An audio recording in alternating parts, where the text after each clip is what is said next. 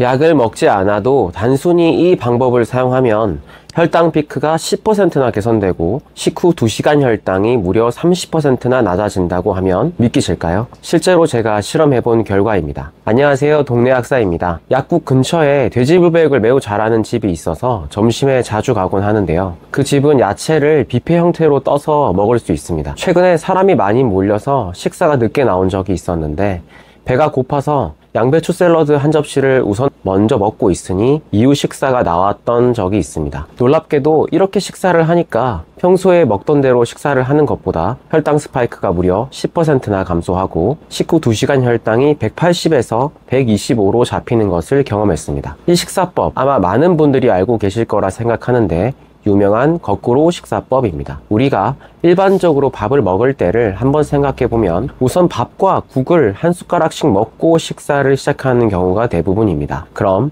탄수화물을 우선 섭취하게 되는데요. 거꾸로 식사법은 탄수화물을 우선 섭취하기보다 야채, 즉 식이섬유를 우선적으로 섭취하고 육류 반찬, 즉 단백질을 섭취한 후 탄수화물을 제일 마지막에 섭취하는 방법입니다. 원리는 매우 간단한데요. 처음에 섭취하는 식이섬유가 소화를 천천히 일어나게 하는 겁니다. 소화 과정이 천천히 일어나게 되면 탄수화물이 포도당으로 전환되는 속도 역시 낮아지게 되고 몸은 혈당이 급격하게 오르지 않으니 췌장은 느긋하게 인슐린을 분비하면서 대응할 수 있게 되는 거죠. 혈당이 일정 수치 이상으로 급격하게 올라가는 현상을 혈당 스파이크라고 하는데 특정 범위 이상의 고혈당은 혈관의 염증을 유발하고 눈이나 신장, 말초신경을 지속적으로 공격하게 됩니다. 그러면 당뇨병의 대표적인 부작용인 당뇨병성 신장병증이나 신경병증, 망막병증 같은 합병증이 발생할 가능성이 높아지는 거죠. 식사를 시작하시기 전에 양배추 150g 정도, 대략적으로 보면 채 썬 양배추 손으로 한 줌 정도가 되는데요. 이것을 발사믹 식초와